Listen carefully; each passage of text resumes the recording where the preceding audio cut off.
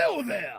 My name is Bartholomew J. Fancy Cat, but humans have taken to calling me Sprinkles. I am a feline of discerning taste and luxury, and I demand the very best, and I want it delivered to my door. Meowbox is a subscription service that caters to felines like myself and gives us all sorts of new treats to try, toys that entertain, and it even helps fellow animals in rescue shelters. They even personalize it for your cat's name. They still insist on calling me Sprinkles, however. What are you waiting for, human? Promo code GEEK10 and get 10% off your full subscription at meowbox.com. Now go visit meowbox.com for more information and tell them Sprinkles sent you. Did you grow up with the NES, PlayStation, Star Wars, cartoons, and 80s TV? Do you like to think who would win in a fight between Batman and the Master Chief? Comics, games, movies, music, and TV. They're gonna tell you everything you need. Superheroes or not, they got your back. They're gonna save the world of geeks.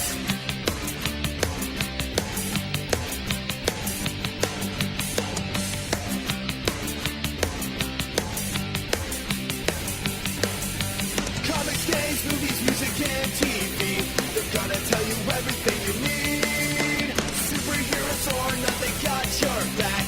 They're gonna save the world of this week in geek. This week in geek. Klaatu, Barada, necktie? Hi guys, it's Mike the Birdman Dodd here from ThisWeekInGeek.net, and this is the topic show for the month of October. As you can guess by my slightly mispronunciation, we are talking about the Evil Dead franchise. That's right. If you're joining us this week, you should know that on Starz, and I think Superstation in Canada, Ash vs. the Evil Dead comes out this Saturday on Halloween, I think at 9:30 p.m. Eastern, so be sure to be checking that out. But I'm not alone as I travel looking for the Book of the Dead. I'm joined by my compatriots, Andrew Roebuck. Ryan, the undead, uneven flow. And of course, as we have every single year, we bring the master of Cinemassacre himself, James. That's hey, right. This is probably like my, fifth or sixth year or I something? think so, yeah, because Twig's been around for 8 years. Yeah, you've been with us, James, pretty much since the beginning. That's kind of awesome, actually, that we've been able to keep this going for so long. Yeah. It's just like our annual horror conversation. Exactly, and it's great that you get a chance to join us because obviously you're a very big horror buff filmmaker, and as you always do every Halloween, there's Monster Madness. This year's format has changed things up a little bit more. We actually have done some discussion videos with your partner Mike. The last one I watched was the one on the Saw movies, and I kind of wonder if maybe that's a franchise we should tackle maybe for next year. Oh gosh. Yeah, that might. I think we almost did one year. So that'll give me enough time, though. I'll start watching the rest of them. well, guys, there you go. There's next year's show. We're going to do the Saw franchise for better or for worse. Yeah. Yay, traumatizing Andrew. So anyway, guys, as you guys have noticed, ThisWeekInGeek.net has had, we've had a bit of a rough, about a week and a half.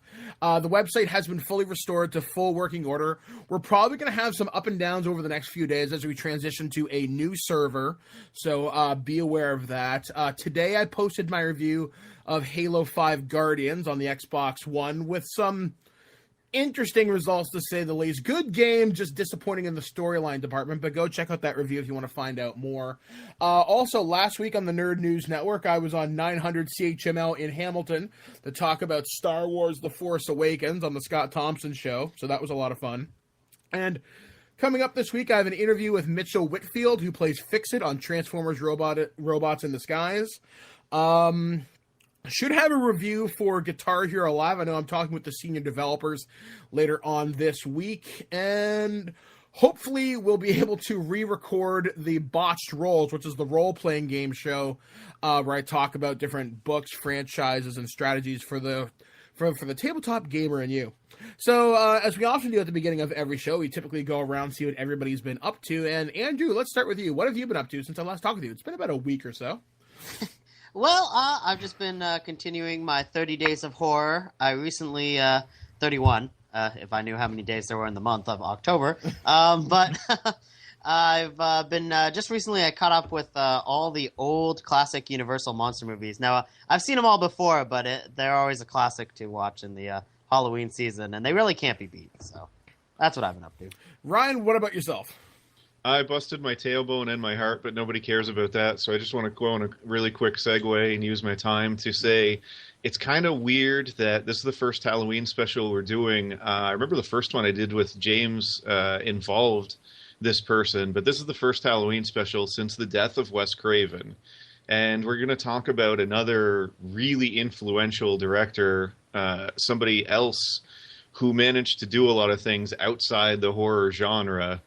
And so I think it's kind of fitting. But yeah, it's fucking hard to make a movie. And we have somebody here who's made a movie.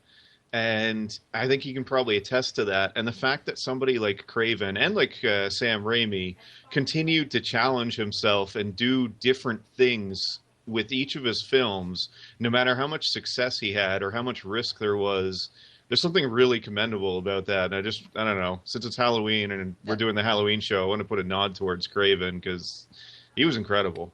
Yeah, it's a good idea to mention him because there is an Evil Dead connection. Because in all the Evil Dead movies, there are like ripped off posters and little Wes Craven hidden homages, which is really fun. I guess, and finally, James, what have you been up to since we last saw? You've had the nerd movie out for a while. You're still doing the angry video game nerd stuff, but what else?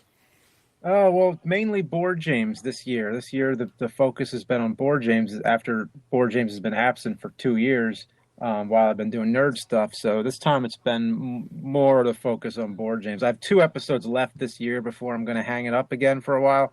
And the last 2 episodes are, I mean, as you can tell, they keep getting crazier and crazier. And the last one this year is going to be absolutely insane. So I've been doing a lot with that, and Monster Madness is winding down. So I'm working on a nerd episode at the very moment, and some other surprises before the end of the year. You know, James, since you do the whole Board James thing, we got to get you involved in a game of Dungeons and Dragons at some point. That would be fun. Yeah, I'd like it for the research too. You know what? We will talk off air about this because I think we could have something rather fun for that. But today Andrew and I were discussing our Dungeons and Dragons characters. You know what, guys? Like I said, I've got some ideas for this, but we'll talk about that later. Trust me, it'll be fun. So anyway, guys, like I said, we're going to be talking about the franchise of Evil Dead today, celebrating all things the Necronomicon Ex Mortis and everything groovy. But before we do that, we have to thank our sponsors of meowbox.com, where if you use if you want the promo code, it's in the commercial. Go listen to that. Get 10% off your first subscription over there. Plus offworlddesigns.com, who helps supply me in cool threads whenever I go to conventions or whether I'm just sitting around the game table playing Pathfinder. There's a promo code. You can grab that off our website, ThisWeekInGeek.net. Highly recommend you do that. And of course, GameAccess.ca, Starfleet, the world's largest Star Trek online fan club, and many other people who help make the show possible. But before we get into the Evil Dead, here are just the facts. I believe I have made a significant find in the Kandarian runes. It is entitled Naturan de Manto, roughly translated, Book of the Dead. The book is bound in human flesh and inked in human blood. It deals with demons, demon resurrection, and those forces which roam the forest and dark bowers of man's domain. In 1978, Sam Raimi, Bruce Campbell, and Robert Tappert began creation on one of the most influential horror franchises of all time, The Evil Dead. While they were finishing college, the group of friends got the idea to create their own B-movie. They went to their local drive-in theater and began taking notes of everything that went into the world of cheesy horror films. Of their research, Campbell said this: "The message was very clear. Keep the pace fast and furious, and once the horror starts, never let up. The gorier the merrier became our prime directive." They managed to procure some fundings and set out to make a horror film inspired by the works of H.P. Lovecraft and his famous Book of the Dead, also known as the Necronomicon. The first film, as inspirational as it is, has a very simple concept. A group of friends travel to a deserted cabin, and one of them finds the Book of the Dead. Once they read from the book, the dead rise, and demons take over the forest. Slowly, one by one, each member of the cast is taken over by the dead, becoming demonic mockeries of their former lives. In the end, only Ash, played by a young Bruce Campbell, manages to survive. The film went for blood and guts so extensively that it was marked as one of the video nasties in England, which meant it got an X rating, making it unable to be shown in theaters in England. 6 years later, they released a sequel to the film entitled Evil Dead 2, which is the most popular and well-known of the entire franchise. The sequel retells the first film in the first 20 minutes and then proceeds to introduce new characters and concepts. With the higher budget, they were able to go grander and more gruesome. The film also had a much more intentional humor mixed in, adding to the film being more of a comedy than it was a horror. The last film in the trilogy was Army of Darkness, a film that is almost entirely comedic, with any horror elements taking a back seat. When you think of the iconic Bruce Campbell performance, you are thinking of Army of Darkness. He encompasses all of the campy goodness he's been known for all these years later.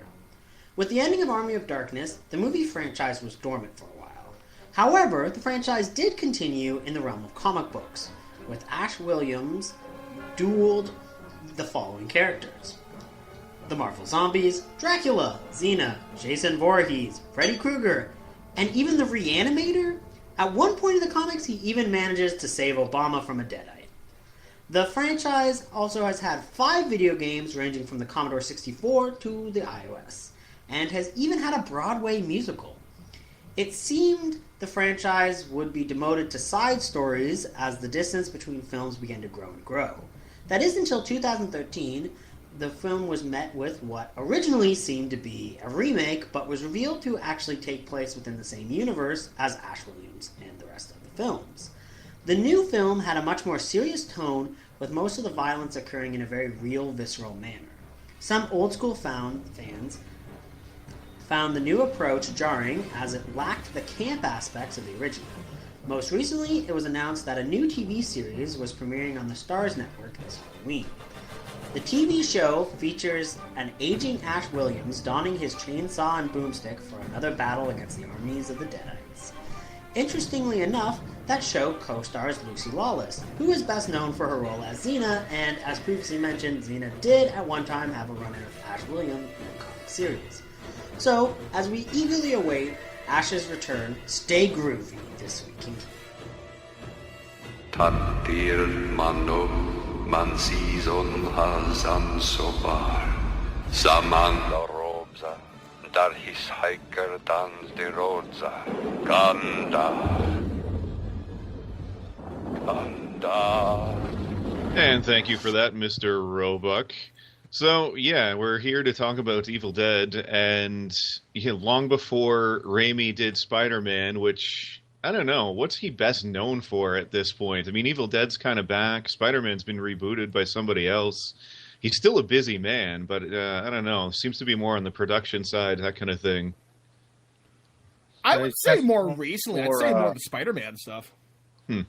Not the blind waiter? Has anybody No, I haven't actually. Oh yeah, there's these old because Raimi and Bruce Campbell and company, they were all just kids in their backyard making home movies, like us, and they were shooting on 8mm and everything, and they made all these hilarious short movies that were just unreleased, obviously, but so I guess somebody got a hold of them, or somehow you can find them on DVD if you look really hard. Fitting you bring it up, because I mean this all started with Within the Woods. Yeah, that's right. Within the Woods was among those. I think that was the last of those that they did. Yeah, and that's what got him his funding in the end for the Evil Dead. Yeah, their origins were really more comedy. They had Three Stooges inspired stuff that they used to do. Yeah, and it's on because I mean we'll get into this in a second, maybe, but in terms of how I got into Evil Dead. I got in with the comedy stuff first. The first of the movies I ever saw was Army of Darkness, and I really want to hear from everybody how they started, because I feel like that kind of changed my opinion of each of the movies after. Like, I look back at Evil Dead, and I look back at it with a very different eye than I would have if I had seen it either originally or way back when. You know, obviously I was, one whenever it first came out, but, let's say I was 30 at that point. I wonder how much differently I'd see it. It's just, it was really ahead of its time in a lot of ways, and it kind of paved the way for a lot of things. Maybe not in the same way that Evil Dead 2 did, but in terms of what he did, especially with a really limited budget, it's a really interesting movie, and it's really interesting when you put it against the others. But again, like, my introduction was kind of the more comedic, slapstick one of the group of them. Uh-huh. So I don't know. Like I say, I wonder how much that colors it. Would it have been a lot different if I was introduced into the horror part of it first, or what? And that's something I always wonder about. Same with... I was the other way around. I okay, saw good. them all in order. Yeah, I saw them all in order as well. I ended up seeing back when I was in high school. I managed to just randomly rent the first movie because you'd hear so much about it, and it was just one of those movies that even in the 90s people were still talking about Evil Dead and the Evil Dead franchise. So I obviously seeked it out, and I watched it. And when I watched it the first time, the first movie actually still holds up pretty well, and was still effective at giving some genuine scares along with the comedic elements. So. I think it might be the scariest. I'd put it that way. I mean, aside from the remake kind of went further horror, but I think in terms of those original movies, it might be the scariest. Yeah, and it's especially interesting to watch that movie now because some of the scariest parts about it and some of the most interesting parts about it that kind of add to the visceral nature is all because they didn't have the budget to do anything. Because when there's one point when Ash shoots a gun out of the window, and I was listening to the commentary, and they're talking about how that was an actual gun they shot, so near the camera. So when you see it break through the glass, and it was all real glass, it wasn't movie glass. So it just adds to this little elements of realism, just because they didn't know any better. So how I got started in the series is I actually came in from a very unique angle for this one. I had a friend of mine who was in the Army, and he was on leave for like a couple of months. And he was living in my old hometown of Owen Sound. And we were randomly listening to Metallica in his apartment. And we were listening to this song called The Call of Cthulhu, or Cthulhu as they pronounce it on the album, or whatever it is. And it's an instrumental. Yeah, and he pulls out this movie, and it's like The Evil Dead. And I'm like, well, what the hell is this? And he starts telling me, oh yeah, it's about this thing called the Necronomicon, and there's zombies and shit. And he pulls out the Necronomicon that you can buy in bookstores right now. It's by no means real, but it's a interesting read to say at the very least. So he pulls that out, and we start kind of reading through it, and he's like, okay, do you want to check out this movie Evil Dead? I'm like, it's kind of an older movie, but we'll check it out because you like the Romero Argento stuff. It's got some pretty good gore, so let's kind of check it out. So we sit there, we're watching this thing at like 2-3 o'clock in the morning, and I am just absolutely absorbed in this because I'd seen some horror movies that were pretty gory. This one, to me, it had a different kind of charm to it. Like the gore, I don't know, there was something about the production of this movie. I could tell it was obviously low budget, but it was made with such love and such care that I absolutely fell in love with it. And then so I went home at like 6 in the morning, whatever, came back the following night. And he's like, okay, well, do you want to see some more? I'm like, yeah. So he shows me Evil Dead 2, which was totally a departure from the first one for me because it was obviously more like funny and everything. And I remember losing my shit at the laughing room scene because I still get a kick out of that today. And then it would be a couple of years later that I saw Army of Darkness. And that's the one movie I don't really care for. Which all hate mail can be sent to Mike at ThisWeekInGeek.net. I actually literally just finished watching the director's cut about 10 minutes before we sat down to record this show. I like that version a lot better than the theatrical cut. And yeah, like that's how I got my intro to the series. I've always appreciated the horror elements to it, especially because I'm a huge fan of H.P. Lovecraft. I love the idea of messing with the unknown forces that lie just beyond human understanding. And I really like how in the first movie the demons get summoned from that old tape recorder, and how words actually still have power, sort of thing. And it's probably, I don't know, it's probably one of my favorite movies. When I went back and watched it again this past week, I don't know, there's just something about it that I really, really, really enjoy, more so than I've ever kind of enjoyed a horror movie before. I wouldn't call it my absolute favorite horror movie. That title belongs to Friday the 13th Part 6. But there's just something very genuine about it that I absolutely fell in love with. So I guess as we kind of go through the conversation here, so James, how did you get into this? Well, like I said, I watched them in order, but not close together. I think I watched the first one, rented it from the video store one time because I heard a lot about it, and I watched it and I liked it. But I saw a lot of horror movies at the time, so to me it was just another horror movie. And like you said, it was kind of scary. Like it didn't have the comedy elements in it yet, not as much. And I really loved individual scenes. I think there were moments that stuck out to me, like the stop motion part at the end with the book and everything. And when all the faces are melting and all that, I remembered that scene. I remembered I really liked the way they got the camera to move over the swamp and all those cool things they did with the camera movements. But it sat with me for a while. Like I just kind of like let the movie alone. Like I wasn't like, I didn't like super love it, but I liked it, and I just kind of like it sat on me for a while, and then finally, like maybe years later, I watched Evil Dead 2, and then when I watched the second one, it blew my mind because it did something that I didn't see before, and that was like the way it blended horror and comedy. I've just never seen it done in that same way, and it really clicked with me. And then immediately after seeing 2, I had to see Army of Darkness. And Army of Darkness seemed to go full comedy. I think Army of Darkness really understood the character Ash the most. But I think 2 is my favorite still because of how well it balances both the horror and the comedy. And how crazy is it that now, after all these years, we're finally about to see some more Evil Dead material coming up real soon? Yeah, it's like... I'm really surprised that it's taken this long to get anything new Evil Dead that isn't a comic book or a video game or something else. Yeah. Because once they do a remake, it usually seems like, well, they did the remake, so they're kind of done with the original then, aren't they? And I've heard things where they were going to cross over, like they were 2 different, like a shared world or whatever. And then I heard about Army of Darkness 2, and that was going to happen. And it seems like now they settled on just doing a TV show, which was the last thing I expected.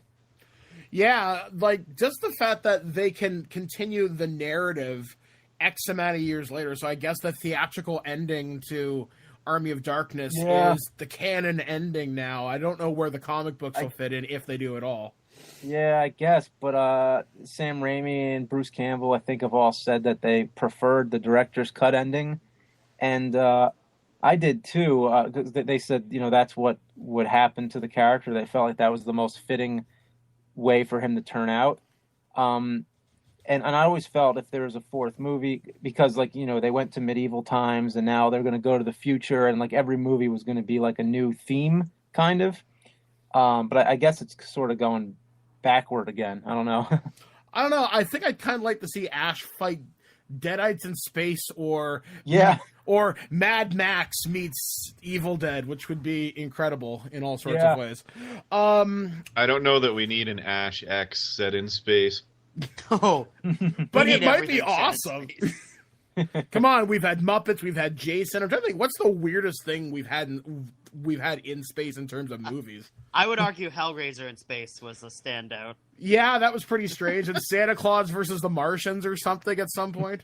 Oh yeah. So okay, all right. So to go through the individual movies, we had the original back in 1981, and like we said, it took a very serious approach to it. Obviously, very, very low budget. Shot, I think, in 1979. Amazing work on the one thing none of us mentioned. Outstanding work in it on a lot of the makeup. Yes. Some of the they did as much. They took as much care with everything as they could in terms of continuity. I mean, certain things change. Hairstyles being one of my favorites from scene to scene with it. But I mean, one thing that was well maintained throughout. They did a good job with makeup, especially considering a really limited budget at the time of anywhere from, I don't know, estimates put it around the 350 grand.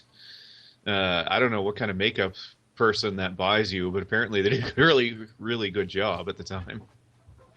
Well, yeah, because you think that, like, you look at people who would have been around in that area, like, yeah, like your Tom Savini's and whatnot. So there's probably people who are very much inspired by him, and obviously you want to do the one-upmanship. But the thing about the makeup for the first Evil Dead, it's legitimately unsettling at times, especially with the eyes, which I think that's something the remake nailed really, really well. I think my favorite special effects from the original is the pencil stabbing scene. Yes. Like in the Achilles heel, like it's like, oh, I mean the tendon, but and just that slight painful, and just that little bit of a kind of twist as the pencil goes in. Yeah, and then the added moment of like there's blood dripping from the pencil like afterwards as he's like as the Deadites approaching Ash. Like it just really works. My favorite, there are two shots in that movie I absolutely love. There's one where I think it's Cheryl. She's possessed by the Deadites and is hanging there, and they're like, "Why have you disturbed our ancient slumber?" And it's just the way that her body is. It literally seems possessed. Like there's some really good body language in that particular scene. I love that. And when James was talking about the stop motion, there's a scene where I think it's Scott's body starts to rapidly decompose, and like the skull just goops, just melts in like super rapid stop motion, and I love that. I mean, obviously you can tell it's not real, quote unquote, but I just love how weirdly gross it looks. Yeah, and then it's got all like the cockroaches come out and the snake comes out. I always wonder if that was kind of an inspiration for Halloween 3 Season of the Witch, like that little shot of like all those creatures coming out, because that's a big part of that cheesy movie. Now, I've made the mistake of watching that particular scene while eating. There is a part there's a part during that scene, like it's not a blink and you'll miss it, but you'll notice stuff coming out of the arm of the corpse. Never eat rice pudding at that particular time, because I'm pretty sure that's what that was. It looks like coleslaw at one point. I'm just like, okay, that's enough of that. But I kind of like how the movie, because I think it runs like just under an hour and a half. It's 85 minutes. 85 minutes. So it knows exactly what it's got to do. Sets up the character, sets up the situation. And I think the Evil Dead movies, one thing I was noticing today, they're so well paced. They never leave you any time, to get bored. And they know just enough when to ramp up tension, when to not do it, and just how to make sure things are clicking along and never overstaying its welcome. And I think horror movies, specifically in the 80s, they either did that really well or they didn't. Because I can think of certain horror movie franchises where they kind of overstay their welcome, where they're maybe just 5 minutes too long and it kind of takes away from it. The only thing I'll add, and the last thing I want to add about the first Evil Dead, is something you alluded to, and that is, the timing, pacing, and everything. I liked the characters in this movie. They did a good job of setting them up as at least likable people. And this is some foreshadowing, because the remake did not. I genuinely liked the people in this, and not just Ash. I mean, with a pretty short amount of screen time for everybody, they at least set it up that you kind of want these people to escape, at least. Yeah, like, there's nobody truly unlikable in this, and when obviously their fates happen to them, you kind of like, oh man, that's brutal or whatnot. One moment with that too is when I think it's Scott tries to leave in the woods, kick his ass and attack him, and he comes back in the cabin, he's dying on the couch, and he's like, Ash, I don't want to die. And you see Bruce Campbell emoting as best as he can to him. He's like, it's all right, we'll be fine. Here, drink this water. And then he just drops the glass out of his hand because he's gone. Like, there are little great character moments in there like that. Like, you're right. It's one of the few slasher horror movies where you know everyone's going to die, but you kind of give a shit. And I can't think of too many movies, specifically from the 80s, that give you a completely likable cast of characters that are essentially cannon fodder, in essence. I'm trying to think, what else can we really say about the first one that probably already hasn't been said? Roebuck, what are your thoughts on it? I'm really impressed by the film.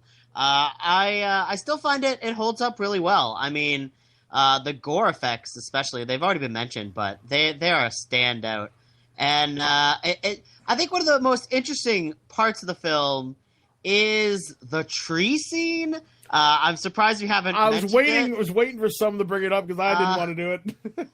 The tree scene is really interesting because I remember seeing an interview with the girl who was in that scene, and apparently, according to her in the interview, she said she did not know about the added stick part, like that was added afterwards, and she didn't know that was going to happen. So she watched it and kind of got really disturbed and like has kind of avoided the film for a while before she like could come around to the fact that they did that to her. So it was it's pretty interesting. And the first film is probably the one, if you've watched the movie Cabin in the Woods, I think that entire film takes a lot of elements of the first Evil Dead. Like with the added scene of the cellar door flies open just like it does in Evil Dead. And if you pay attention to the screen when in Cabin in the Woods, there's one of the monsters that can attack is the angry molesting tree. So it's pretty influential. How oddly specific. Yeah, I remember the first time seeing the tree scene, and I remember because I'd never seen anything like that. I was maybe saw this when I was maybe 16 at the time, thinking, "Holy shit, they can do that!" Yeah, it's for those of you who don't know what we're talking about, and I'm sure there's at least one or two. Tree rape is the best way to describe it, and they even do a grosser version in the remake. It's almost reminds me in part of Jason Goes to Hell, where the thing crawls up the chick's dress, and that's about as vivid as I want to get with this description. Coincidentally, that actress did also not know about that happening. So seems to be a recurring theme. Filmmakers are like, hey, if you want to do this, don't tell the actress. If you want a genuine response. Okay. There's a lot of good behind the scenes footage, mainly the second movie on the DVD. And I remember on the second one, I remember there's a lot where like when the tree's pulling her across the ground, it's like all the vines are going into her face. And they had them all go underneath the makeup and everything. And they did a really amazing job, like you said, with the makeup. It was incredible. Which I guess that's a good point to transition into Evil Dead 2, which is a lot of people's favorite of the series that I happen to just kind of notice when I talk about this online. Evil Dead 2 took a much more comedic approach, and definitely where the musical, which we will talk about a little bit kind of later on, draws a majority of its inspiration from. So Evil Dead 2 thoughts. I guess, James, let's start with you. What are some of the things that you love about Evil Dead 2? Well, it was the first time I've ever seen somebody have to fight their own hand and cut it off, and then the hand gives them the finger, and then his reaction is to shoot at it, and then blood sprays out of a hole in the wall and fills the room. Like, the movie was just insane, and I hadn't seen anything like that at that time. I think Brain Dead, Dead Alive actually comes kind of close, but something about it, just the way the way they did it was just unlike anything I'd ever seen. So yeah, I'll just open it up there. Ryan, let's go to you. Pretty much the same reaction, actually, in a lot of ways. I mean, this movie, the camera work, an awful lot of it's been copied and done, maybe not ever done better. I mean, this opened the door to a lot of the films like Shaun of the Dead and others that try to kind of balance horror. Like, there's some genuinely scary moments in this movie still, but then you're laughing in between a lot of them. And it's really interesting because, I mean, this one really let Campbell kind of go, at least a little bit. I think Army of Darkness let him finally just go crazy. But I mean, Bruce Campbell, this is some of his better work on both the comedic and the creepy side, which is kind of funny. But yeah, just this is a really good movie, and it really holds up well. And James mentioned a lot of extras. James, I don't know which version you have, but I mean, there's the Book of the Dead version, which has the sort of Necronomicon look to it, which is a really good version of it on DVD. You get a ton of different extras and everything with that. Oh yeah, the one with that's actually like the Necronomicon. Yeah, and you push it and it screams. Yeah, I liked that version. And if you're interested in movies or making movies, I think that's a must-own for a lot of people, because the amount of stuff, the amount of stuff in this that a lot of other people have used is phenomenal. Yeah, for sure. I mean, you mentioned Edgar Wright, and the whole editing of how he builds the chainsaw arm, that's like in every Edgar Wright film, and has like become like a staple of his directing style. So it's definitely pretty amazing. I still think my favorite part of the entire Evil Dead 2, I love Evil Dead 2, and my favorite part is when he just starts laughing maniacally and then dancing with the lamp. Yes. Like, as the lamp goes up and down and he's like dancing with it. I'm like, oh, it's the best. It's probably he my has favorite. so many levels. Like, he goes from fear to just laughing, and then just laughing and going insane and being afraid again. It just kind of has so many shifts in mood. I love some of the subtle jokes in the scene before that, when like after he cuts off his hand, the farewell to arms, like being the book that's weighing down the wastebasket. Oh yeah, and you're talking about how they had all the Wes Craven nods back and forth. I forget, was that the one where? Well, see, I guess it started with The Hills Have Eyes, where they have the ripped poster. Yeah, with the Jaws posters ripped up in the background, like they're saying, like the Hills Have Eyes. This is the real horror movie. Like, forget about Jaws. And then they were thinking do the same things, and they did it with The Hills Have Eyes, didn't they? Where they they did that in the first one, and then the second one, there's Freddy's claw is actually in one of the shots of the basement, I believe. Because I think it was Nightmare on Elm Street. One of those movies, they were watching Evil Dead as if, oh, that's just a movie. That's not the real scary thing. This is the real scary thing. So they kind of had a thing going just back and forth. Yeah, it's so cool. Yeah. One of the things about Evil Dead 2 is, like, we've all talked about how funny it actually is. I think that is one of the few times I can think where horror and comedy absolutely work together. The only other movie I can think of that I appreciate on that same level, as I mentioned before, was Friday the 13th Part 6, which was directed by Tom McLaughlin, and he took it in a very funny, self-referential kind of humor kind of way. With like Evil Dead 2, like James was just saying, there's so many just shifts in tone, especially in that one scene. And then as things kind of go on, there's one scene where they're jumping on, it's the body of Henrietta. They're trying to stuff her in the cellar, and one of her eyeballs pops out and goes right in Bobby Joe's mouth. That's such a memorable and like horrifying scene. Like, as soon as you mention that movie, I'm like, oh, the eyeball scene. Ugh. And it's weird because go back and watch that movie again and listen. There's so many audio jokes in there too.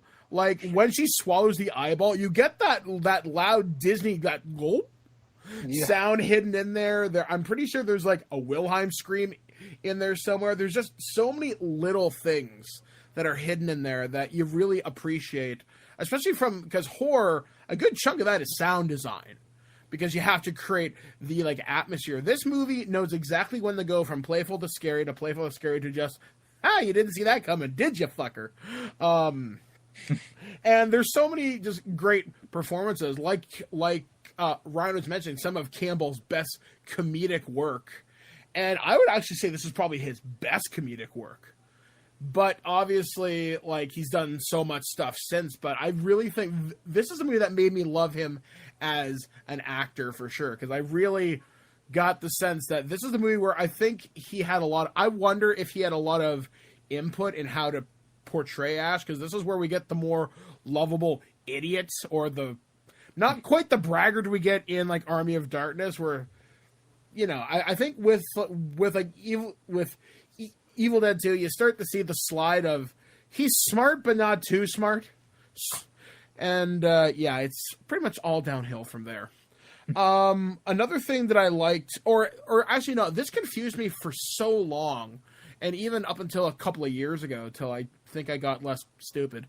I thought for the longest time Evil Dead 2 was a remake of the first one, but just sort of is. Yeah, it sort of is. It's hinted at, but it's like a rare breed of like semi-remake where it sort of begins like almost as if they were going to shoot a recap and then continue from that, but it was, you know, sort of just made into its own film. Like it really is like a different movie in a way. Yeah, exactly. Like it's almost like they do an old Friday the 13th movies, but instead of using stock footage, they just decided to refilm like the entire first movie in a condensed chunk. Well, yeah. I was like kind of reading up on this. Supposedly they wanted to bring back all the characters from the first movie, and when they did the like kind of recap, but due to budgetary constraints, they only brought back Linda. And for the longest time, I really thought that this was the sequel, in the regards that the first movie happened and Ash just happens to go to another cabin in the woods, and there just happens to be that Necronomicon there again for the longest time. So clearly I'm stupid. But he's very unlucky. What can we say?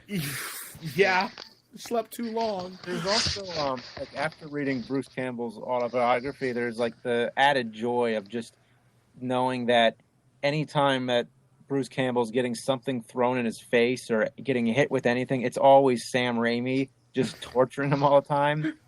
And then Sam Raimi's always using his car in every movie, and Bruce is always trying to do things to Sam's car. And I think he says somewhere in the book, he's like, he asks Sam where the car is now, and he says, oh, it's in some junkyard or something.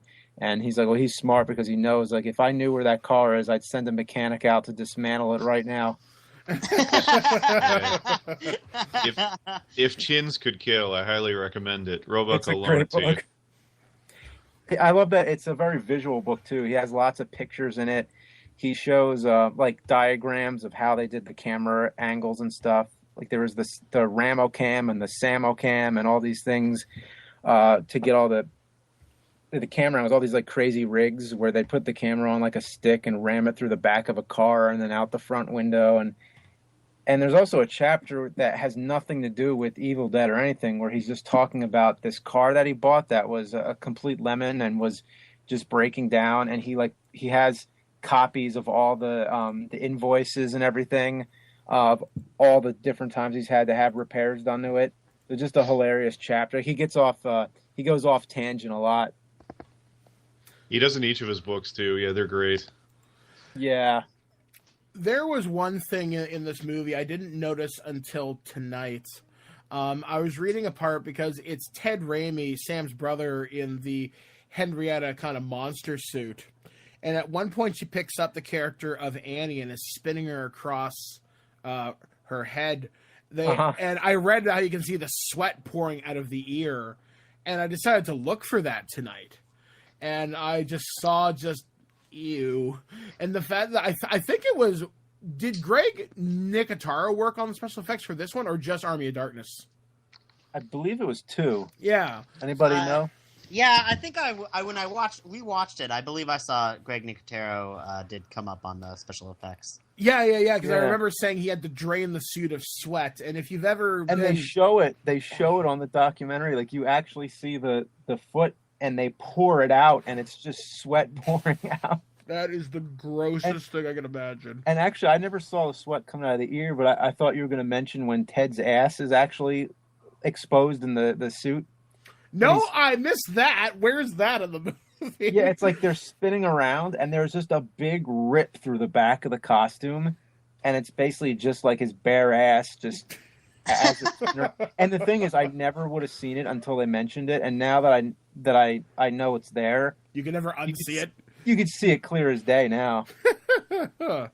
It's amazing just how much special effects kind of go into something like this, and it's cool just to see Greg Nicotero's career, because I think the first movie he did was Day of the Dead, I think, which means he was under Tom Savini, and now he does stuff for The Walking Dead. I'm pretty sure he's working on the new YouTube Red show that PewDiePie is going to be a part of, which I still think is the stupidest thing ever.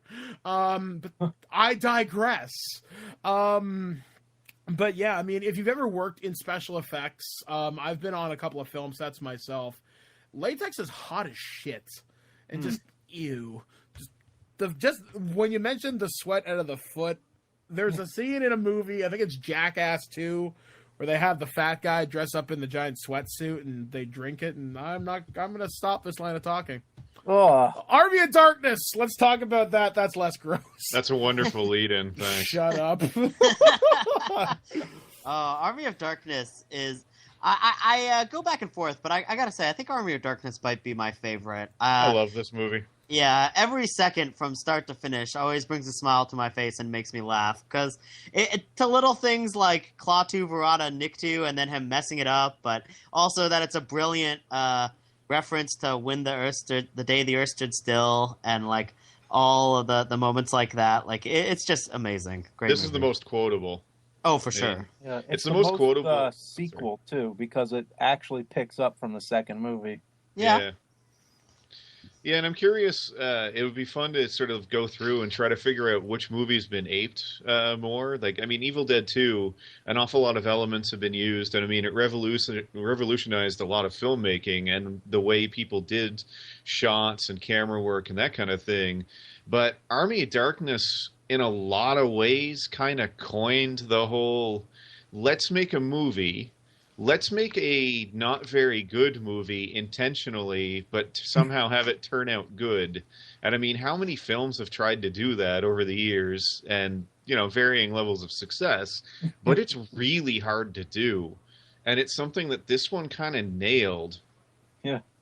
And I feel like it almost fell into it. I'm not sure if they meant to or what going back, it would almost be fun to be on set to see what everybody thought they were actually making. You know, can you think of any movie that has an audio rack focus? I'd never heard that term before tonight. I never did either until I saw the commentary on Army of Darkness, and they mentioned it. I'm like, oh, so that's what that is? And they're laughing about it, like as if like they know that nobody's ever done that in the history of film. So that's how creative it is. That they actually, there's a shot when it's during the whole skeleton battle at the end. And there's a close-up on like a bow and arrow, but it's one of those flaming arrows. Oh, and yeah. The camera focuses from like the skeletons to the arrow, and when it rack focuses, the audio goes with it. Yeah, that's right. Like it goes to like the sizzling of the flame. That's amazing. Yeah. And it's funny, after, I mentioned before with Wes Craven, and it's the same with Raimi in these movies, and then some of his other ones as well, too. Stuff like Darkman and other films he's done. He continued to do and try different things. And again, he did a lot of it on a budget, especially at this point. Obviously, with Spider-Man, budget wasn't an issue. But back then, I mean, Army of Darkness was one of his higher budgeted films, and it was still only $11 million. I mean, that's one shot of a Michael Bay film. So, I mean, what he was able to do, and all the special effects in this, because this is easily, I think, the most special effects heavy of each of the Evil Dead movies, and obviously until we get to the remake, but what he was able to get out of it, and man, I really miss stop motion. There was an art to that, and Absolutely. It's sad that that's kind of been lost in all the CGI, probably because it's cheaper and it takes a lot less time. I mean, stop motion takes a crazy amount of time, but there's something with it, and I know it doesn't always feel real, like the way the frames work or anything like that, but it has a charm that seems to have been lost over the years.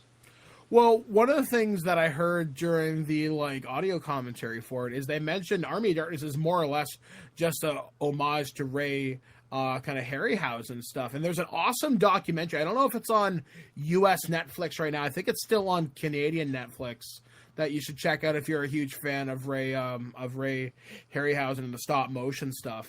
But yeah, I mean, I agree with you on that. It has a charm to it. It has a look that I really, really, really like. And this is the only movie I can think of where they fight an absolute metric fuck ton of skeletons. There's one point, there's one of the special features on the, I got the Blu-ray from Shout Factory last week, and they've got Greg Nicotero and I think it's Howard Berger talking about some of the special effects.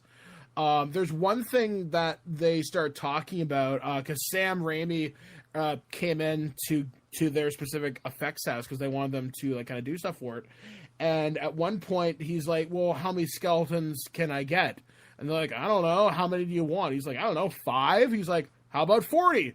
I like 40.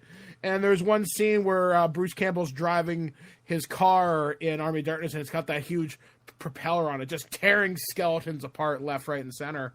And Raimi was ludicrously ecstatic at that. There's also another kind of neat story from the Blu-ray, where do you remember the Deadite that attacks Ash in the pit? That's like the big grotesque monster-looking one. Oh yeah. So they showed Sam a sketch of it, and he's like, I don't know whether I want that or not. So they went ahead and built the suit anyway. So they have him coming into the office to come look at the suit, and they've got a guy in the suit just standing there, motionless. And Sam's like, I don't know, that looks all right, I guess. Then it lunges at him. Sam almost shits his pants because he's so scared. And he's like, that's in my movie now. And that's something that I do appreciate about Army of Darkness, is all the special effects and how they were all practical. Like, this is before CG, because I think this was shot in 91, released in 92. So this is before your Terminator 2s, your Jurassic Parks and whatnot. So CG wasn't really a thing yet. And I always love, I guess it's, I love the look of old school green screen and blue screen stuff, because it looks just enough unnatural, but there's kind of a charm to it as well, just because the actors have to react to it. Like, for example, when they're fighting in the windmill, when Ash is fighting all the little kind of duplicates of himself, the production audio, you can hear someone yelling markers to him, and he's like, oh yeah, on count 34 I have to duck, on count 33 I have to fall or something like that, because they had to match different frame speeds for it or something like that. So from a filmmaker's perspective, I found that incredibly interesting.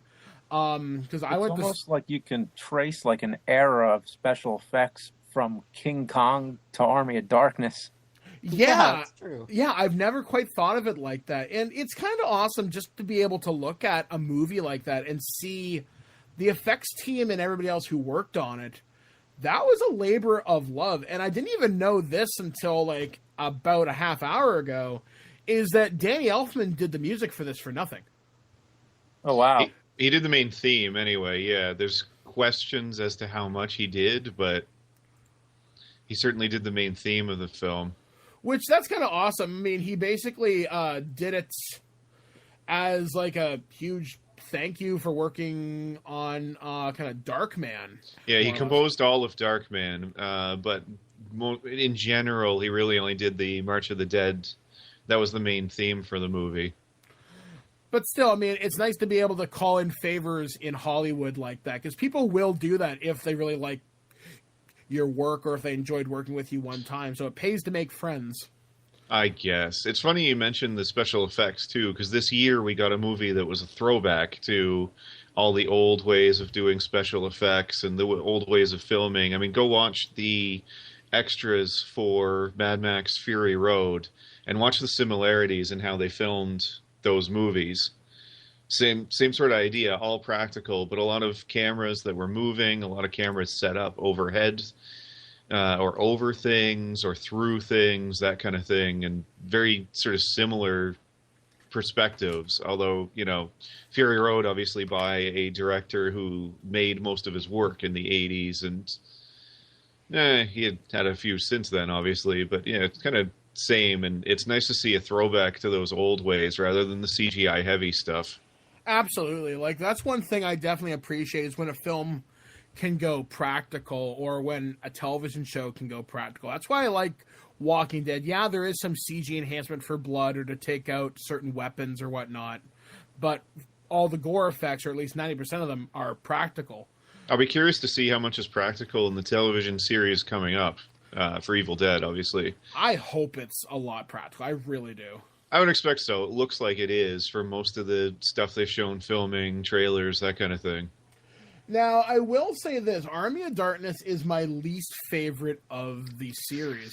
Boo. And you guys are making fun of me off air for this. And I think the reason is it's because it's such a shift in tone. I mean, Army of Darkness is what, PG-13, right? That's a good question. Yeah, I'd like to know that myself. Yeah, I believe so, because I know there's an R-rated cut and then there's an director's cut. So, like, I'm pretty sure it is PG-13 upon our initial release. yeah. So there's just, I think it was the massive shift in tone that I didn't really like, because I felt Evil Dead 2, it was funny, there was still gore, it was a horror comedy. I felt Army of Darkness was more fantasy comedy with some horror elements to it. And that's not necessarily taking away from it. It's just, it wasn't what I was expecting in Ash leading his battle against the like Evil Dead. I guess I was expecting more of 2 or 1, which I thankfully got that when we went into the remake, which came out back in 2013. Army of Darkness was R. Universal desperately wanted a PG-13 rating, so Sam Raimi made a number of cuts, and they still gave it an R rating anyway. It doesn't seem like an R at all, though. No, but It's a little tone, like it doesn't feel as risky as the first two. Yeah, like it seems like, I wouldn't say restrained, but definitely in a different vein. Yeah. So I guess let's move on to the remake. This came out, like I said, back in 2013, and upon initial viewing, I hated this movie. Though in the last 2 weeks, I've watched it about 3 or 4 times, and I think I found the perfect atmosphere for it. I was really sick a couple of weeks ago, just after I was hospitalized, and I wasn't able to sleep a lot. So I decided to turn this on. It's probably about 4 or 5 o'clock in the morning. And because it's the fall, it stays darker longer, blah, blah, blah. You get the idea. So I live in a fairly small town, which is fairly sleepy. So, you know, there's not a lot of ambient noise. So I'm watching this, and there's just so many great audio jump scares in that movie. And it's not often that a jump scare gets me, but there's one point in the first, 10 minutes of the movie where you meet the possessed girl, and her father's about ready to kill her by setting her on fire. And there's this great moment where he's covered her in gasoline. He's got the shotgun ready to go. And he's like, I love you, baby. And the daughter is like, Daddy, don't do this. Don't do this. And you just, through the tears, the girl goes, I will destroy your soul, or something along those lines, the camera cuts back to the father, and then it cuts back to the girl, and it's just the girl just looks up, and you see her eyes be that yellow kind of orangey, almost like Sith eyes from Star Wars, but way more fucked up. And she's like, "I will kill you, motherfucker," and all this other shit. And it starts laughing at him and saying, "I killed your whore," and all this stuff. And there's just little things like that in that movie I really like. Like, when the jump scares happen, I really think they're rather effective. And the makeup in that movie, I think, really sells a lot of the scares in it. Yeah, I feel what my problem with the movie isn't the gore effects or any of the effects or any of the more frightening moments.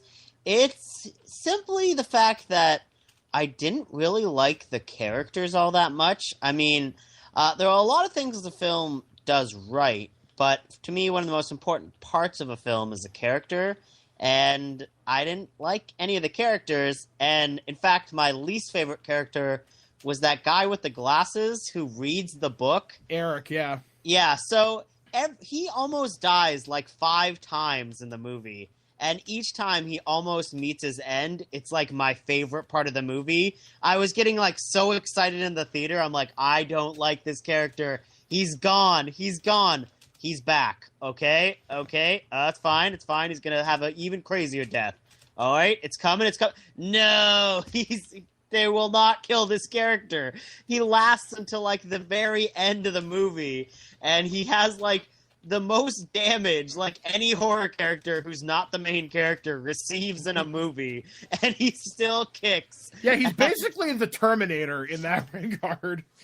And I'm so mad because it's a character that I actually just want to stop on screen. Yeah, some of the characters in that movie are genuinely unlikable, and the only people you ever really get attached to is there's like 2 main characters. There's the girl Mia, who's like a junkie who's trying to get straightened out and is possessed for like 80% of the movie. And then there's the brother David, who dies, which actually genuinely surprised me, actually, when they killed him off in the last like 15 minutes. But yeah, they're all pretty much unlikable in one way or another. I mean, the girl Olivia, she plays like a nurse. There's David's girlfriend, I think her name is Natalie in the movie. And as you mentioned, the high school teacher Eric, who's this annoying prick. Yeah, it's kind of hard to find people to cheer for in that movie, all things considered. But I think if it does anything right, it does atmosphere well. I'm going to tell you how it doesn't do anything right. Okay, all right. My issue with it is it's the definition of an unnecessary sequel. We talked about a number of films. Each of the first 3, you could say, influenced not only the genre, but influenced filmmaking in a lot of ways. This one does nothing new. This one did nothing at all for the genre, did nothing to filmmaking. It is thoroughly unnecessary. It's just trying to sort of reimagine some of the very basic ideas of the original for a new audience, which is okay, I guess, but you have to at least you have to be able to say or do something, especially if you're going to reboot something after, say, roughly 30 years. Do something different or influence something or change something, and it didn't do that for me, so it just falls flat. It's entertainment, and it's there, but that's something I'd never say about the first 3. It's a lot more than entertainment, and I think they're necessary, especially the second one. If you want to, say, get into film, or if you're interested in filmmaking, it's required viewing, and to a certain extent, I'd say the same about Army of Darkness as well. And this is not required viewing. James, what about you? Because you can come at this from a true filmmaker's perspective. What are your thoughts on the remake? I think the opening scene was great that you mentioned, and the ending was pretty stellar, but there's nothing else in it that I remember. Everything, that's been said about the characters, I agree with. I didn't like any of them. I think it's one of few kind of things where it's synonymous with an actor, where it's Bruce Campbell, and I think he is synonymous with Evil Dead, and not having him in there, it didn't feel like an Evil Dead movie at all. And I mean, I don't know, like sort of, what is it? Sort of sequel, sort of remake, reboot, whatever it is. To me, it's just not an Evil Dead film. Wasn't necessary. Didn't absolutely hate it, but didn't care for it, and it just didn't interest me. It wasn't what I wanted. I wanted to see an Evil Dead 4. So yeah, that's pretty much all I have to say about it. It's just kind of there. The only other thing, I just want to ask a question, roundtable. Does anyone else feel that, I feel like, and this is not, I'm not trying to slight Alvarez, who I think did a competent job with not an awful lot to work with, not to mention an uphill climb, redoing something that somebody else did, but did not having Raimi flat out direct it and screenplay and really work on it. I mean, he produced it, but did not having him end up hurting it? I'd kind of say yes. I don't know, because I like the way this movie took its direction. Although, now that you mention it, it doesn't feel like an Evil Dead movie. It feels like a story in that universe, but not necessarily full. Like, I think when I first saw this movie, I said it's not an Evil Dead movie. If it was anything else, it would be fine. Evil Dead conjures you expect a certain level of filmmaking, storytelling, etc. But I've kind of revised that opinion since I last saw it. And like I said, in the last couple of weeks, I like it because I think Alvarez took a harder edge to it. And I think it's more brutal and intense. And I think that adds a little something to it that kind of puts... It's more closer to the first Evil Dead than it is anything else. I think by taking some of the humor out and ramping up some of the intensity, it does add something to it.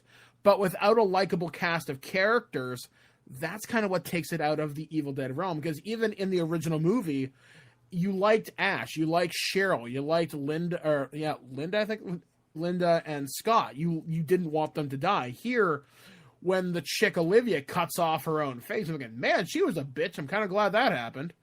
And you were never really cheering for Mia, who was the chick trying to get her life together by going out and, I guess, detoxing with her friends. Truthfully, it's the character that Andrew likes the least is probably the most interesting in the movie, Eric. And what? You mean the guy who decides to read out loud the book that says, do not read this? No, seriously, please don't read this. I'm just going to read this out loud. Yeah, but that's so dumb. Yeah, but he's the most interesting one in it. How often do you actually follow our work instructions, Andrew? I mean, come on. Yeah, don't push the history eraser button. Well, of course you're going to press it. But yeah, although ultimately I think you care about him more than anybody else, because David is, sure, he's the carrying over older brother-ish who took off because his parents were sick or whatever, but you don't care. I mean, I care about him dying, so yeah, I guess in a he is the character I care about. Hey, that's what you told me today about me. Oh, sorry. But yeah, I can see your guys' points, but let's continue around the table. So, Roebuck, your go. I think if I don't know, I don't think I would have wanted Sam Raimi to rewrite and redo the first Evil Dead, because he kind of did it at the start of Evil Dead 2, the best it's gonna get. So I think had Sam Raimi just done the movie again, like, I'm sure it would have been fine, but I think if Raimi does it, it's a sequel, by the way. I probably should have made that a portion of the question, because I don't think Raimi would want to redo his stuff either. Okay, yeah, if it's an entirely different story, then yeah, I would have been a lot more interested to see it. Two, I would have been probably enjoyed it a lot more. But Sam Raimi has made some mistakes in his later career, so I don't know, because I wasn't a big fan of Oz the Great and Powerful, and Spider-Man 3 is a story of its own, but so it would have been interesting. I don't know. I think my answer to this question will really depend on how he does with, because I believe he's doing the first episode of Ash vs. the Evil Dead. So if that's on point, then yeah, I definitely would have wanted him to see. Yeah, Halloween night. Yeah. So just a couple of days away. So James, what about you? What do you think? I know why they didn't. Like I would imagine I know why, because it was such a hellish experience doing the first movies that I just feel like if they're going to do it, the only reason to do it would be to do it even better and put even more blood, sweat, and tears into it. And all the physical pain that Bruce Campbell went through and everything, it just seemed like the only reason to do it would be to do it like twice as much, like go even harder with it. And now it's like, unless you're going to top it, then why would they? So I wouldn't really want to see them do it unless they were really going to go for it, if they really had something more to say with what they started. Yeah, I wouldn't have liked to have seen them do it, but sort of not go all the way with it. And with the TV series, I'm not sure what is going to happen with it, but I'm very, very interested to see what they do. Well, I guess that's a pretty good point to transition into the TV series. Like I said, it premieres this Saturday as of this recording. We're doing this on October 26, 2015. The early reviews that I've heard is that it's very good. And that doesn't entirely surprise me. Like we just said, if it's Sam Raimi behind the camera and if he's had huge input into this, yeah, it's going to be pretty much what we expect. Now, I think this is only how many episodes is this? 10. 10. Do you think there's enough gas in the franchise to keep going beyond that? I think I think the best way for me in my own imagination, in my own head, like I said, picking up after the future ending of Army of Darkness, when he's in the future, I would think it would be like a radically different theme each time. But this seems like they're going more like within what we would see in the first two Evil Deads. So I don't really know how much they can do with that or not. So I'm not sure, when the gas is going to run out. It all depends on what their big overarching story is, because I imagine there's going to be some big bad guy that we haven't seen yet, and it really depends on what the story is there and what aspects of the Necronomicon or the Deadite infestation they're going to explore, or if they're going to shift to other supernatural things. I don't know, right? I mean, it would be great if they incorporated some of the comic book stuff. I know this would never happen in a million years, but if they did any of the Freddy vs. Jason versus Ash in the realm of Ash versus the Evil Dead, because in the second season, you could just call it Ash versus Freddy versus Jason. It goes along and just a different title with the verses every time. I don't know. Yeah, I'd see it. My God, I would pay so much money to see that. I've never read those comics, though, but I know I was at a Q&A one time where somebody asked Bruce Campbell, what do you think of Ash versus what is it, Ash versus Evil Dead versus Freddy Krueger or Jason Voorhees? Yeah, it's Freddy versus Jason versus Ash, I think is the official title. Okay, yeah, and they asked him what he thought of it, and he was like, "Oh, I think it's shit." He doesn't like it at all. Well, he's wrong. It needs to be made. No, anyway. I mean, this season's, it's 5 hours. Well, 4 hours probably after you take out commercials, bumpers, et cetera, right? So they've had, 28 years roughly to add stuff. And I mean, I look at Miller and the Mad Max franchise. He had 30 years, and he says he's got at least 3 movies plotted out now. So, I mean, anyone on this, and, Raimi's directing the first episode. I don't know exactly how involved he is. He is the executive producer, but let's assume that, everybody working on this probably grew up with Evil Dead, and they've probably spent all this time in their head coming up with different ideas. So I think there's probably enough gas for at least a couple seasons anyway. Or at least I would think. You give a bunch of creative people, writers, producers, everybody, even some of the actors probably have some ideas based on what they've seen. Give those people, 20 some odd years, they're going to have at least, you would figure, enough good ideas to crank out a couple of seasons. I don't know about, it running 7 or 8 years or something, but we'll see. Yeah, time is good for some things. I'd like to see them bring in guest directors for this. I'd like to see what Robert Rodriguez could do for something like this. Oh yeah. Because that could be a lot of fun. So we just mentioned comic books. So let's talk about some of the weird tie-ins that have existed with the Evil Dead franchise. There's been some action figures, which I think have all been done by NECA. I'm pretty sure I've seen Evil Dead Mini-Mates. I have a vinyl pop figure on my shelf right now, standing beside Batman, Judge Dredd, and Daniel Bryan. There has been one of the weirder things, which comes from Toronto, which is just an hour down the road from where I currently am. Back in 2003, they did Evil Dead the Musical. They originally did this, I think it was at the Just for Laughs Festival in Montreal, I think like the summer before. But Evil Dead the Musical takes elements of the first three movies and puts them into an hour-and-a-half stage show. Notable elements out of this involve the splatter zone, where basically the first 4 or 5 rows, they give you the option to wear a raincoat. They drench you in blood, like buckets of this stuff. I saw this at the Rivery, I'm pretty sure I slaughtered that name, in Toronto, and there was just blood everywhere. And I saw this with like 2 different casts, with a different guy playing Scott, but it was Ryan Ward playing Ash. And some of the songs they do in this are kind of funny. I'm actually probably gonna put a link in the episode here, so you can check out some of the soundtrack. My favorites being "What the Fuck Was That?" I'm a Housewares employee, and I think there's another one, but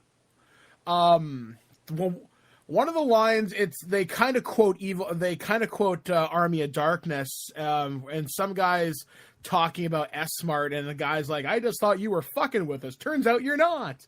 So yeah, if you want to check out those, I'll put a kind of link in there too. I actually interviewed the guy that played Jake, Nug Nargang, and he's on he's currently on Sportsnet 360 as one of the hosts of the wrestling show on there, whose name completely escapes me right now. But he's on there with Jackie Redmond and Jimmy Corderas, who's a former WWE referee. But yeah, it's definitely worth it if you can see this. I know right now there are traveling shows. You can probably catch one this week, actually. I know there's one in Kentucky, Toledo. There's always one in Las Vegas. I didn't get a chance to go there when I went there last year. Really wanted to, though. So it's not impossible to track this down, but if you ever get a chance to go see the musical, absolutely do it. In fact, just download the soundtrack to this. Like I said, I'll put a kind of YouTube link so you can check out all the songs. They're quite hilarious. Video games. This franchise has had quite a number of them, going all the way back to the Commodore 64 or the ZX Spectrum in the 80s. And I've never played this, but Ryan, I understand you have. The Commodore 64 one, heck no. Okay. Well, I played the other ones. Commodore 64, a little before my time, and by the time I could get around to one, I was too busy with the NES. There were never any Nintendo games based on this, though, which is a little surprising. You'd think LJN would have shat one out or something, but nobody bothered. No, they were busy doing Friday the 13th and Nightmare on Elm Street. Oh, yeah. So the next game we got was Hail to the King, I think was the second one, and that was the PlayStation era. Yeah, so PlayStation, Dreamcast. I want to say there was another. I think it was on PC too, wasn't it? Yeah, it was. And James, you actually did a video for this a little while ago. Yeah, I posted a video with Doug Walker where we played Evil Dead Hail the King, and we didn't have such a great experience with it, as you can see from the video, but it's strange that I waited this long to play any of the Evil Dead games, and I'm finally starting to get around to them, so I'd like to try out the other ones. I have played the Commodore 64 version very briefly one time, but it's kind of hard to track down. I played it off of a ROM, so even I have to do that sometimes, but maybe I'll give it another try sometime. I am genuinely surprised there has not been a nerd episode in the same vein as your like Halloween review on the like Evil Dead games. Actually, I'm genuinely surprised. Yeah, that would be a good one. Would have been a good year to do it if I had time. But I got to play some of the other games beforehand. But what do you guys think of the other games? Because I haven't gotten to them yet. They're solid. They're probably Hail to the King is probably the weakest of the sort of later era games. Regeneration wasn't bad, right? Yeah, Fistful and Boomstick and Regeneration have a lot of similarities. Regeneration's probably the best of the bunch. It's also, I think it was the latest. Yeah, it is. It was the latest one. That's right. In order. And yeah, I mean, it showed up on the Xbox One, PS2, and all these for some reason were released on the PC. But yeah, this was probably the most fun game anyway. It still wasn't great, but it just, I don't know. I mean, part of the reason was this one is the only one that gave you unlimited ammo and gas and everything. So it was more action oriented, and you got a rage meter you build up. And it just, I don't know. It was more fun than the others, at least. The other one's a little more slow. Not as much action. This is sort of the Army of Darkness of the Evil Dead games, I guess, where it's more just run around and blow shit up. I kind of hope there'll be more games. I know there's one out on like mobile phones right now. I wouldn't mind a new downloadable hack and slash game, which maybe if, I guess, Ash versus the Evil Dead is really successful, maybe someone will pick up. Because I think the last company that have the rights was THQ, and THQ is no more. After, I think it was Saints Row 3 shipped, they just pretty much went down the shitter just due to mismanagement and that stupid tablet video game they had. Yeah, a variety of problems, and then all the delays with South Park and their rights and all that fun stuff. I miss THQ. They were good. So do I. Now I'm sad. About THQ, one of the funnier things when they were cleaning out the offices, the former president, one of the things he made sure to take was the giant purple dildo bat. There's a great picture of that, I think, on Reddit or something. All right, guys. So I guess we're just going to begin wrapping up the show here. So what is the Evil Dead's legacy in film and in Ash as a character? Holy cow. I don't know where to start with that. He's just like a lousy hero, basically. He's like a hero that you're stuck with, but you love that he's lousy and that he's, just inept at certain things. And, he can save the day, but he also fucks up a lot. He's a lovable idiot. Yep. And the one-liners. I mean, is just full of one-liners. Does anybody have favorite lines? Groovy. I say that all the time because of him. This is my boomstick. Let's go. Swallow it. I love the line in Army of Darkness where he's like, "You're in charge of Jack and shit," and Jack just left town. Yeah, that's one of my favorites too. One of my memorable shit-talking moments. I was playing. This goes back like 10 years, and I was playing Rainbow Six Raven Shield on the PC, and I had voice chat on, and we were playing like Search and Destroy or some shit like that. And I remember sneaking up on a guy, shooting him in the back, and I was like, good, bad, I'm the guy with the gun. And obviously, all the obscenities just came flowing out of this kid. And even with that, there's so many one-liners where they had two versions of that line, where the other one where he says, "I'm not that good." So it's like, there's so many that they probably have like tons and tons of outtakes of stuff. And you kind of get the feel that he's just making it up as he goes on. Like, give me some sugar, baby. Like, what does that mean? Like, what does it mean? Give me some sugar. I think my favorite use of that line is in the Marvel Zombies comic book series. He uses that line on Dazzler, which is just great. Now, and also I'll add this in terms of the character. In terms of acting and that kind of thing, I think there's a lot of people that have kind of tried to do the Bruce Campbell. I mean, this really launched his career, and he's a capable actor. I mean, he does good work in Bubba Hotep, for example. Oh, love that movie. And some of his other films. Like, he's a good actor, but I don't know how much acting there is in kind of playing the lovable idiot for him. And, he's not an unintelligent man, obviously. He quite clearly, I'm not calling him an idiot. He quite clearly understands his audience.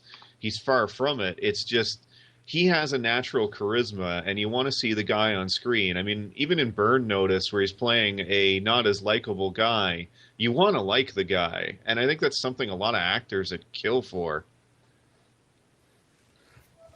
Now, here's a question that I just kind of thought about. Does anybody have any personal Bruce Campbell stories? Because a lot of us go to conventions and appearances. Yeah. Any stories here? Just the way he answers questions is hilarious. Somebody asked him, "Do you regret Congo?" And he goes, "Why? The check cleared." I actually have a story about Bruce Campbell. This goes back to Fan Expo, which is this huge thing that happens in Toronto every year. It's basically our version of Comic-Con, but shittier. This goes, like I said, probably about 2007, 2008. I'm doing one of my first reports in the crowd. I've got my camera person, my audio person. I don't know what's going on. In fact, this was the same convention where I'm pretty sure I accidentally knocked Buzz Aldrin to the ground. So I'm an asshole in that regard. Did you say one giant step for me? Oh, sorry. He probably would have kicked my ass, even for a friggin' old guy. Actually, that's true, yeah. But I'm walking through the crowd, and I guess because I've got media access, I'm heading towards the back area. I'm supposed to go meet Stanley or something. So I'm going through the crowd, and my camera person is shooting a bunch of B-roll just over my shoulder, and I hear a voice go, "Hey, nice hat." And I don't think anything of it. I'm like, yeah, fuck off. We go back and review the footage. Guess who said nice hat? Buzz Aldrin. Oh, sorry. Bruce Campbell. Fucking Bruce Campbell. And I'm thinking, Jesus Christ. I could have had a moment there, but nope. I'm just like, yep, get out of my way. I'm self-important. Was there anything special about your hat? I was wearing a Guitar Hero hat covered in buttons, I think. But yeah, I remember. So I don't know whether he was making fun of me or whether he legitimately meant it, but there's my one and only brush with the chin himself, and I fucking wasted it. Oh, fuck my life. All right. I read his book. Does that count?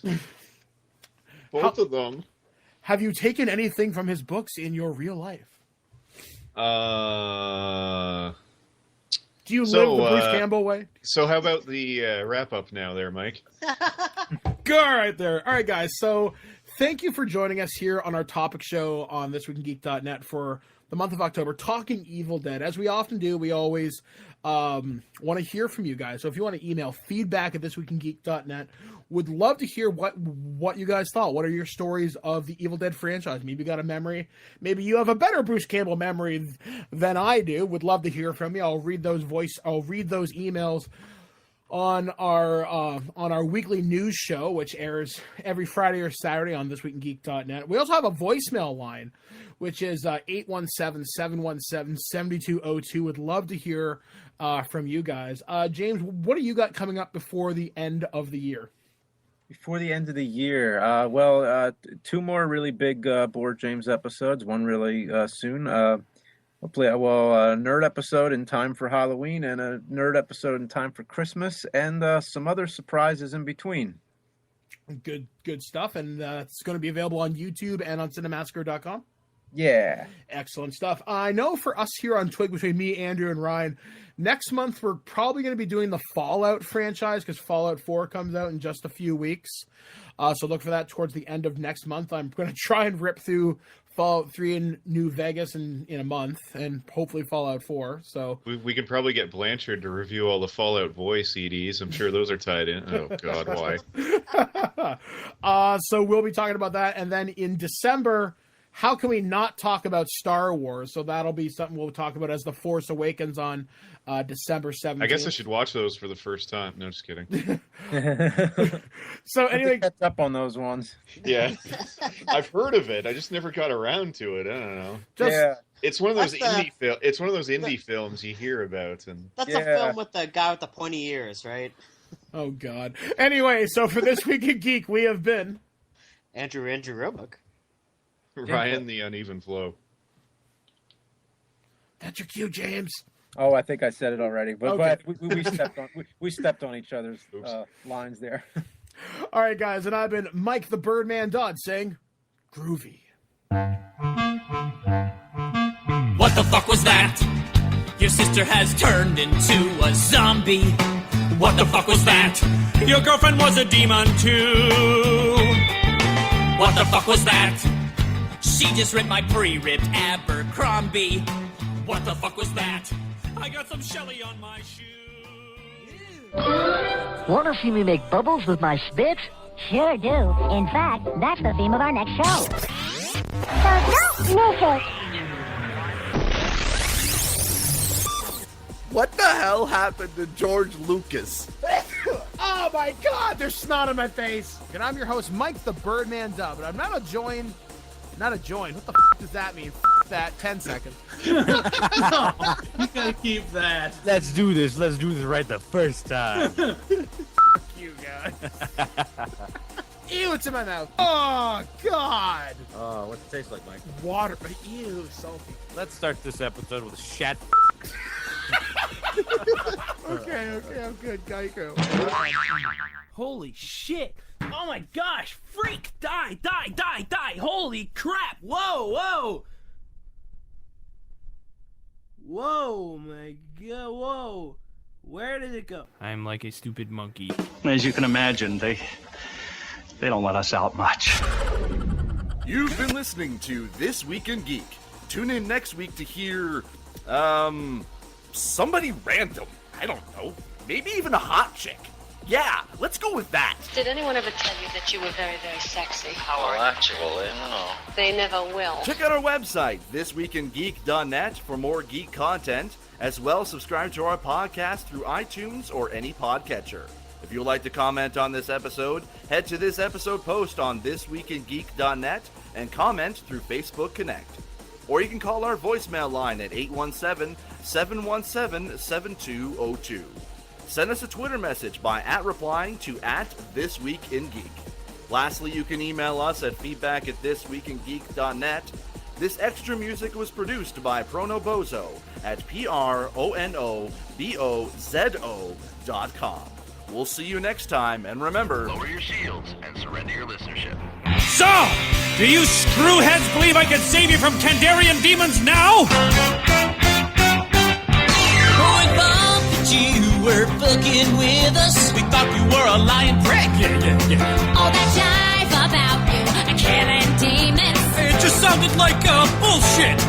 But apparently you weren't talking smack. 'Cause we saw that evil chick.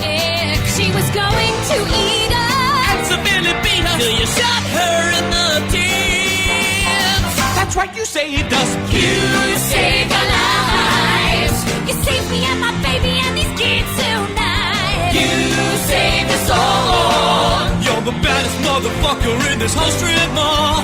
We thought you were a phony on some anti-rape, but now we see that you're a hero and you saved the day. Because you blew that bitch away. Well, I told you I could kill these demons, and none of you believed me. No.